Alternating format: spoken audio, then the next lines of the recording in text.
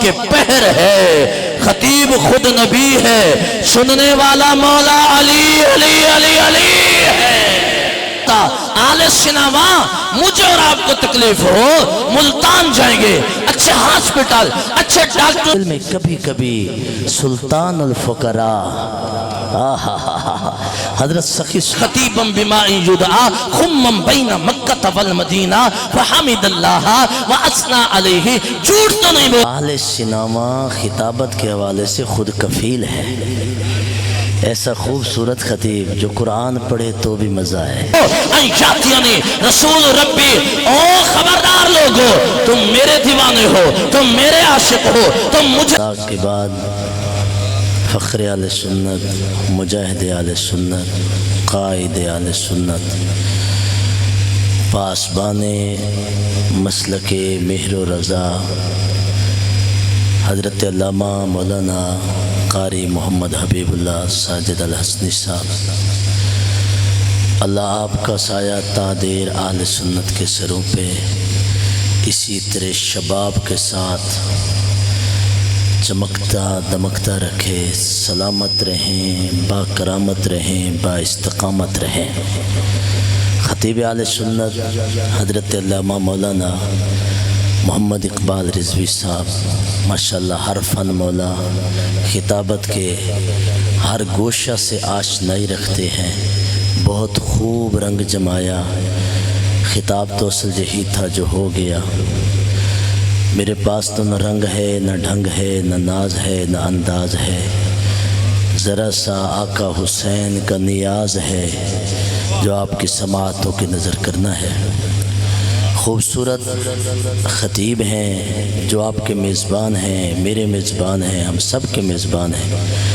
اہل سناوا خطابت کے حوالے سے خود کفیل ہے، ایسا خوبصورت خطیب جو قرآن پڑھے تو بھی مزہ ہے، نعت پڑھے تو بھی مزہ ہے، بیان کرے تو بھی مزہ ہے۔ ہما جہت خطیب اللہ نے آپ کو دیا ہے تو یقیناً آپ کا معیار بہت ہائی ہوگا۔ دعا ہے کہ اللہ تعالیٰ آپ کا سایہ تادر قائم رکھے۔ حضرت مفتی محسن رضا صاحب ماشاءاللہ انہوں نے خوبصورت، ان کو سننے سے ہمیں بھی فائدہ ہوا ہے، عوام کو تو ہر ایک کے سننے سے فائدہ ہوتا ہے ماشاءاللہ، بہت خوبصورت رنگ جمایا۔ حضرت خیری صاحب تشریف رکھتے ہیں، امتیاز الحسن اسدی صاحب، نقیب محفل صاحب کی جولانیاں، واہ واہ خوبصورت، اللہ سب کو برکتیں عطا فرمائے اور اس حال والے کو اللہ بے بہا برکتیں عطا فرمائے۔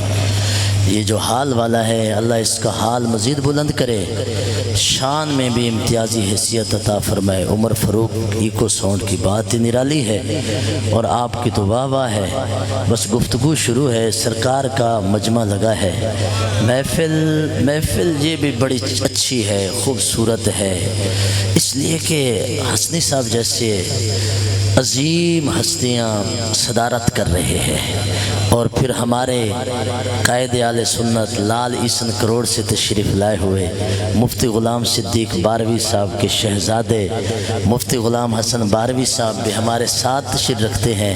یہ علماء کا گلدستہ، محفل عظیم ہے یہ بھی، پر پوچھ سکتا ہوں اگر اسی محفل میں دھیرے دھیرے اچانک کوئی سید زادہ آ جائے جس کا عقیدہ بھی صحیح ہو، با عمل بھی ہو، تو محفل کی کیفیت کتنی بڑھ جائے گی۔ کوئی مسئلہ نہیں، ابھی آپ نے بالکل نہیں بولنا، مجھے کوئی گلہ نہیں ہے، آپ بہت محبت سے سن رہے ہیں، پیار سے سن رہے ہیں، آپ میں سے کوئی بھی نہیں ہے جو بغیر عشق کے بیٹھا ہے۔ میں پوچھ یہ رہا ہوں اگر اسی محفل میں صدارت فرما رہے ہوں سیدنا پیر میرے علی شاہ، کوئی بات نہیں، میں توجہ سے آپ کو دیکھ رہا ہوں، اگر اس محفل تو عظیم ہے، اس محفل کی عظمت کا عالم کیا ہوگا جس محفل میں کبھی کبھی سلطان الفقراء حضرت سخی سلطان بہو بیٹھتے ہوں گے، دیدار کراتے ہوں گے، کیا رنگ جمتا ہوگا۔ یہ محفل تو عظیم ہے پر اس محفل کی عظمت کا عالم کیا ہوگا جس محفل میں پیر سوا کریم بیٹھتا ہوگا۔ محفل یہ بھی عظیم ہے پر اس محفل کی عظمت کیا ہوگی جس میں بارو کریم بیٹھتے ہوں گے۔ محفل یہ بھی عظیم ہے پر اس محفل کی عظمت کا عالم کیا ہوگا جس محفل میں حضرت خواجہ نور محمد مہاروی سرکار تشریف رکھتے ہوں گے۔ یہ محفل بھی عظیم ہے پر اس محفل کی عظمت کا عالم کیا ہوگا جس محفل میں حضور غزالی زمان سید احمد سید کاظمی رحمت اللہ علیہ بیٹھتے ہوں گے۔ بات کو ذرا مختصر کروں، محفل یہ بھی عظیم ہے، پر اس انجمن کا، ان محفلوں کا حال کیا ہوگا جن محفلوں میں قائد ملت اسلامیہ امام شاہ احمد نورانی بیٹھتا ہوگا۔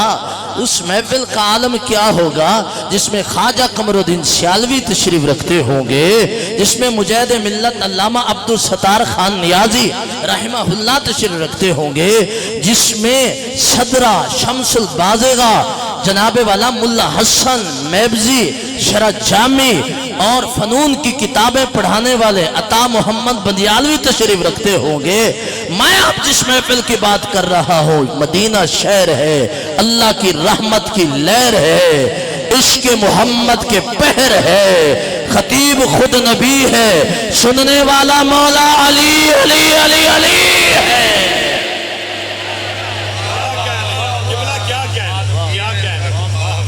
اس محفل کی عظمت کا عالم کیا ہوگا جس میں خطیب آمنہ کا لال ہوگا، سننے والا سونا بلال ہوگا۔ اب وہ محفل پڑھو، صاحب مشکات نے مشکات میں اس محفل کو نوٹ کیا، امام حاکم المستدرک للحاکم میں نوٹ کرتے ہیں۔ امام احمد بن حنبل جانتے ہیں کون ہے؟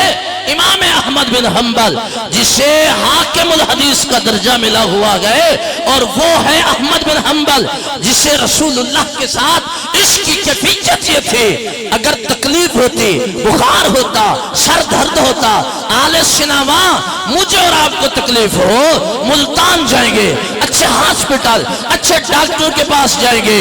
امام احمد بن حنبل نے سنبھال کے زلف رسول کا ایک بال جاگ کے زلف رسول کا ایک بال رکھا ہوا تھا، جسے پانی میں بھگوتے، پی لیتے، اللہ شفا دے دیتا۔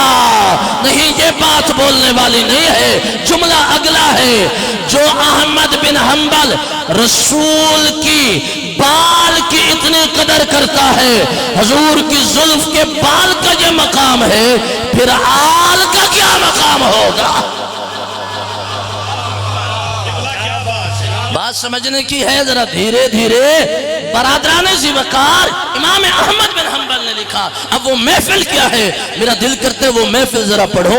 ان زید بن ارقمہ قال قام رسول اللہ فینا خطیبا بماء یدعا خمم بین مکہ والمدینہ فحمد اللہ واثنى علیہ۔ جھوٹ تو نہیں بولا، خطیب نبی تھا، سننے والا علی تھا، اس لئے خطبہ مصطفیٰ عرض کر رہا ہو۔ فحمد اللہ واثنى علیہ ثم قال اما بعد الا ایھا الناس انما انا بشر یوشک ان یاتینی رسول ربی فاجیب وانا تارک فیکم الثقلین اولهما کتاب اللہ فیہ الہدی والنور فخذوا بکتاب اللہ واستمسکوا فحث علی کتاب اللہ ورغب فیہ وثانیہما اہل بیتی اذکرکم اللہ فی اہل بیتی اذکرکم اللہ فی اہل بیتی اذکرکم اللہ فی اہل بیتی او کما قال۔ برادران ذی وقار واقعہ کچھ یوں ہے، زید بن ارقم فرماتے ہیں رسول اللہ صحابہ کے سامنے کھڑے ہو کے خطبہ دیتے ہیں، قام رسول اللہ، قام رسول اللہ، قام رسول اللہ، قام رسول اللہ، قام رسول اللہ۔ آج حضرت صاحب کھڑے ہوں، سونے لگتے ہیں، جب محمد جگمگاتے ہوئے کھڑے ہیں اور کیا فرما رہے ہیں؟ خطبہ دے رہے ہیں۔ فحمد اللہ واثنى علیہ ثم قال اما بعد الا ایھا الناس، خبردار اے لوگو، انما انا بشر یوشک ان یاتینی رسول ربی۔ او خبردار لوگو، تم میرے دیوانے ہو، تم میرے عاشق ہو، تم مجھے چاہتے ہو، تم مجھ سے پیار کرتے ہو، تم مجھ پر باری باری جاتے ہو، پر میں بھی کسی کو چاہتا ہوں۔ تم مجھے چاہتے ہو، تمہاری چاہت ہے یہاں رہو، میری چاہت ہے وہاں رہو۔ اس لیے صحابہ تڑپنے لگے، آقا تیرے تیرے بن جئیں گے کیسے، بھوک لگتی روٹی نہ ہوتی تو دیدار کر لیتے تھے، پیاس لگتی پانی نہ ملتا تو دیدار کر لیتے، پیاس بجھ جاتی، بھوک ختم ہو جاتی، تڑپ ختم ہو جاتی، اندر کی پریشانی ختم ہو جاتی، زمانے کے ستائے ہوئے آتے، تیرا دیدار کرتے، تیرا مکھ دیکھتے تھے، ساری تکلیفیں ختم ہو جاتی تھی۔ عشق دی بات نہ سمجھے نسلوں، او ملہ ملوانے رکھڑے، اور فرید نہیں کوئی حاجت اسہاں دیدار دے بکھڑے۔ آقا جب بھی آتے ہیں دید کرتے ہیں تو عید ہوتی ہے، آپ جب نہیں ہوں گے کیا آپ توجہ کرنا، حدیث آپ سنتے ہیں، سینما والوں صحابہ کا احتجاج کیا ہے، صحابہ کا مطالبہ کیا ہے، آقا بھوک لگتی ہے تیری زلف دیکھتے ہیں، تیرا مکھڑا دیکھتے ہیں، تیرے لالا زار رخسار دیکھتے ہیں، تیرے حامیم کے کنڈل دیکھتے ہیں، تیرا مازاق کا کاجل دیکھتے ہیں، تیری گلے قدس کی پتیاں دیکھتے ہیں، تیرے دندان مبارکہ دیکھتے ہیں، تیرا علم نشرہ کا سینہ دیکھتے ہیں، ہمیں سکون آ جاتا ہے، چین آ جاتا ہے، بے قرار دل قرار میں آ جاتا ہے۔ اگر توجہ ہو، صحابہ کا مطالبہ یہ ہے، آقا آپ چاہیے ہمیں نہ مشرق چاہیے نہ مغرب چاہیے، حسنی صاحب نہ مشرق چاہیے نہ مغرب چاہیے، نہ شمال چاہیے نہ جنوب چاہیے، نہ دولت چاہیے نہ جاہ چاہیے نہ جلال چاہیے، آپ چاہیے۔ صحابہ کہتے ہیں آپ چاہیے، حضور فرماتے ہیں قرآن ہے نا، میرا خاندان ہے نا۔ اس لیے کہ میں نے زور نہیں لگایا، آپ نے اس لیے اسے ذرا ہلکا لیا ہے۔ صحابہ عرض کرتے ہیں آپ کا وجود ضروری ہے، حضور فرماتے ہیں میرا قرآن ہے نا، میرا خاندان ہے نا۔ پتہ یہ چلا جس کے پاس قرآن ہے اور نبی کا خاندان ہے، گویا محمد عربی خود موجود ہے۔ آپ کہیں ایک نکتہ کہاں سے لیا؟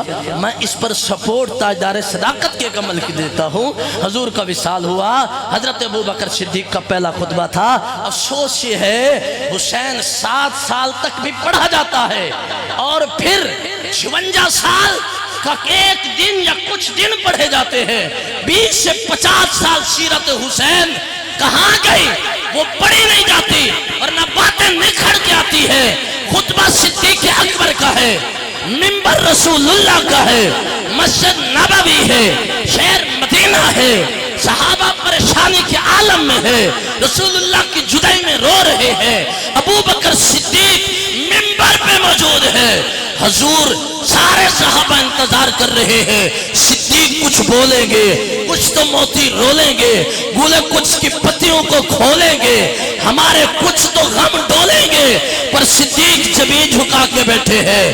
عرض کی گئی مولا علی پاک قریب گئے، اے صدیق اکبر خطبہ دیں، صبر سے کام لیں، آپ امیر المومنین ہیں، ساری بنیاد اسلام کی رسول اللہ کے بعد آپ پہ کھڑی ہے، آپ اگر رونے بیٹھ گئے منبر پہ تو پھر کیا بنے گا؟ تسلی دینے کے لیے مولا کائنات آیا۔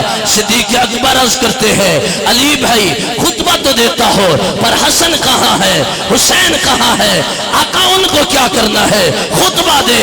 پر میں جب تک آئیں گے نہیں خطبہ شروع نہیں ہوگا، حضور ان کو کیا کرنا ہے۔ پر میں لایا گیا، دائیں طرف حسن بیٹھے، بائیں طرف حسین بیٹھے، پر میں لوگوں خطبہ میرا سنو، پچھلے جمعے دیدار محمد کیا تھا نا، اس بار آنکھیں ترس رہی ہیں، ادھر حسن کو دیکھو ادھر حسین کو دیکھو، دونوں شہزادوں کو ملا تو محمد عربی بنتا ہے۔ نعرہ تکبیر، نعرہ رسالت، عظمت و شان مصطفیٰ۔ اس لیے حضور نے فرمایا نا، ایک قرآن ہے دوسرا میرا خاندان۔ چھوٹا سا سوال اٹھا کے بات ختم، ایک قرآن ہے دوسرا میرا خاندان ہے۔ اسی پہ ایک سوال کر کے بات آگے بڑھاتا ہوں۔ کیا قرآن کافی نہیں ہے حضرت؟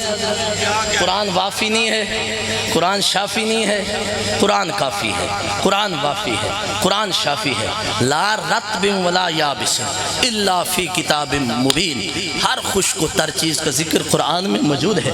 کیا صحابہ کا قول نہیں ہے، آل ابا کے اقوال نہیں ہے کہ اگر ہمارے اونٹ کی نکیل گم ہو جائے تو ہم قرآن سے ڈھونڈیں؟ مقصد کیا ہے؟ قرآن میں سب کچھ ہے۔ جب سب کچھ ہے تو پھر قرآن کے ساتھ اپنا خاندان کیوں؟ جب سب کچھ ہے پھر قرآن کے ساتھ نبی کا خاندان کیوں ضروری قرار دیا؟ اور یہ بھی نہیں کہا کہ ہے، یہ تو میں آپ کو مفہوماً سمجھا رہا ہوں۔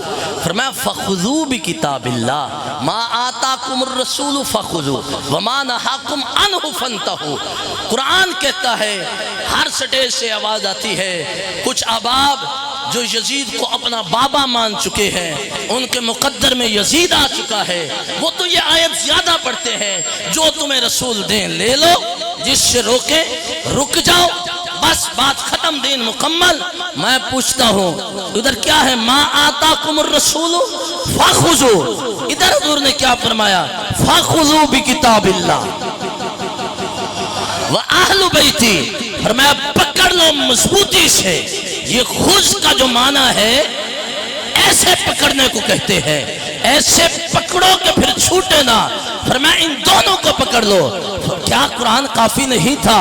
لیکن میرے نبی جانتے تھے ایک وقت آئے گا قرآن پاک کا ترجمہ غلط کیا جائے گا، وَمَكَرُوا وَمَكَرَ اللَّهُ لکھا جائے گا، کافروں نے مکر کیا، اللہ نے مکر کیا، پر یہ قرآن لکھنے والے کا ہاتھ نہیں پکڑے گا۔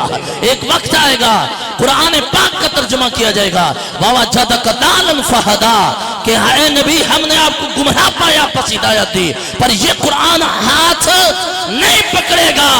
اس لیے فرمایا یہ خاموش قرآن ہے، اس خاموش قرآن کے ساتھ کچھ بولتے قرآن کا ہونا ضروری ہے۔ جب یزید قرآن کی دھجیاں اڑائے گا یہ قرآن تو خاموش ہوگا، پر میرا حسین خاموش نہیں رہے گا۔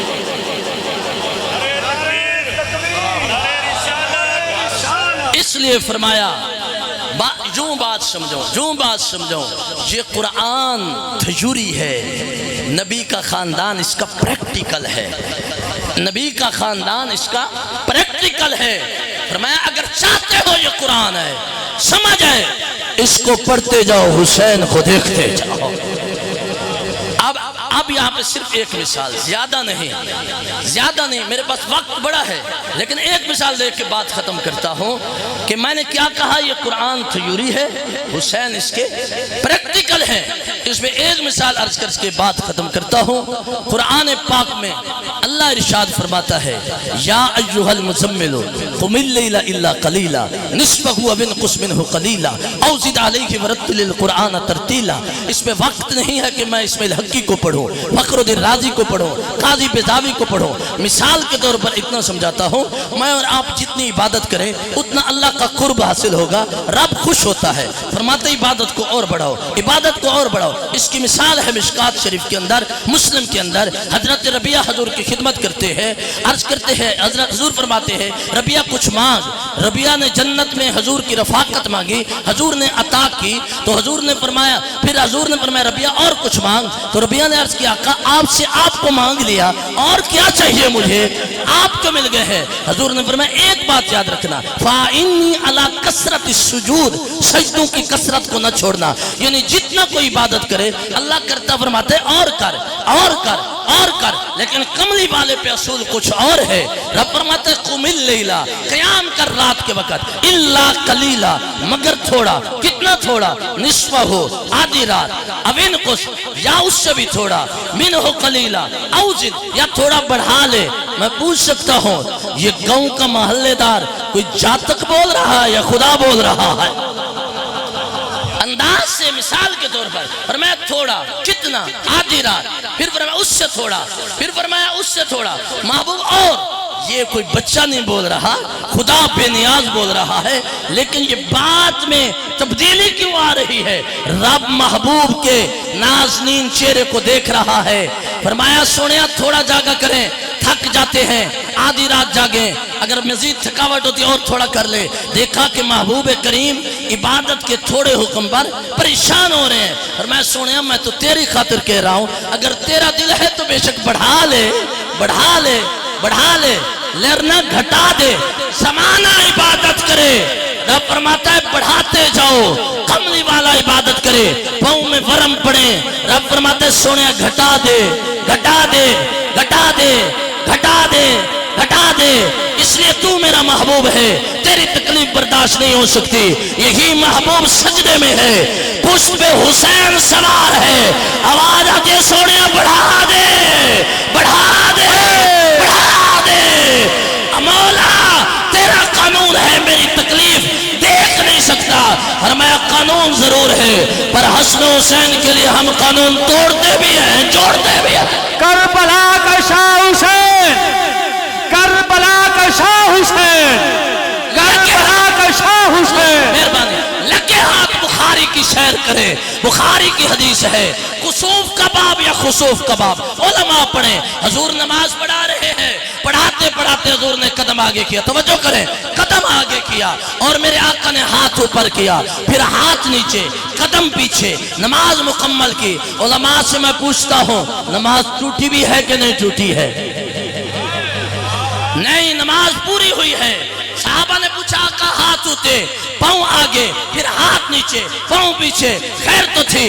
اور میں نماز پڑھاتے پڑھاتے ہم جنت میں چلے گئے, انگور کا خوشہ دیکھا, اچھا بڑا لگا, ہم نے ہاتھ کو بڑھایا, ہمارا ہاتھ انگور کے خوشے تک پہنچا, بس قریب تھا, ہم اسے توڑ کے آپ کے پاس لے آتے اور آپ قیامت تک کھاتے رہتے. حضور لائے کیوں نہیں؟ پر میں اللہ کا قانون یاد آ گیا کہ رب کی جو جنت کی نعمت ہے وہ دنیا میں نہیں آ سکتی, اس لیے میں نے خدا کا قانون نہیں توڑا. واسونا محمد نبی ہو کے قانون خدا نہیں توڑا, پر جب حسن و حسین روتے ہیں رب فرماتے جبریل جنت سے جوڑے لے جا. مولا تیرا قانون ہے, جنت کی کوئی چیز دنیا میں نہیں جا سکتی, اور میں قانون اوروں کے لیے ہے, حسن و حسین کے لیے نہیں ہے. یہی حسین فاطمہ کے گھر میں روتے ہیں, حضور قریب سے گزرے, حضور نے دروازہ کھٹکھٹایا, آواز من دقل باب, آواز کس نے کھٹکھٹایا؟ میرے آقا نے فرمایا فاطمہ تیرا بابا محمد عربی ہو. دروازہ کھولا, بابا شیڈول کے بغیر تشریف آوری ہوئی. فرمایا میرا حسین کیوں رو رہا ہے؟ تو نہیں جانتی فاطمہ میں حسین کو روتے ہوئے برداشت نہیں کر سکتا, حسین کا رونا نہیں سن سکتا. بابا کیا کروں؟ یہ بس رونے لگا. میرے آقا نے یوں اٹھایا حسین کو اور چومنے لگے, یہاں پہ چوما, یہاں پہ چوما, یہاں پہ چوما, آنکھوں کو چوما, چومتے چومتے پھر گردن کو چوما. سیدہ زہرا پاک عرض کرتے بابا پیار کرنے والے بڑے دیکھے, پر چہرے کو بوسہ دیتے ہیں, آج تک گردن کو بوسہ دیتے نہیں دیکھا.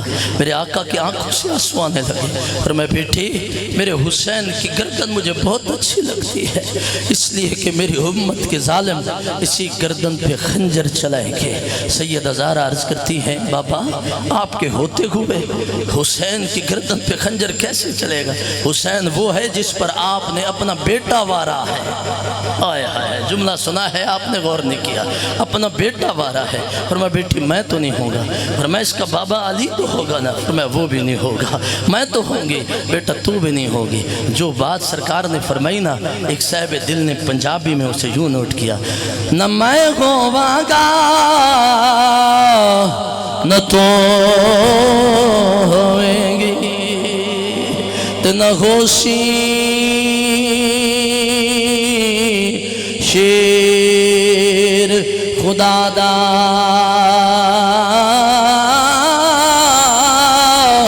اکو زینب ہوسی, تے جڑی ویک سی غال برادا. کون زینب جڑی 10 محرم کی اپنے بھائی ویر دلا شوت کھلو کے کہنی ویرا اپنی بین نو دوش نہ دیویں, اج بین تیری مجبور ہے, کتوں لے آوا کفن تیرے لئی, اتھو مدینہ بہت دورے. اللہ آپ کو برکتوں سے مالا مال فرمائے. قبلہ قاری حافظ علی طاہر میروی صاحب ختم پڑھ سے قاری حافظ علی طاہر میروی صاحب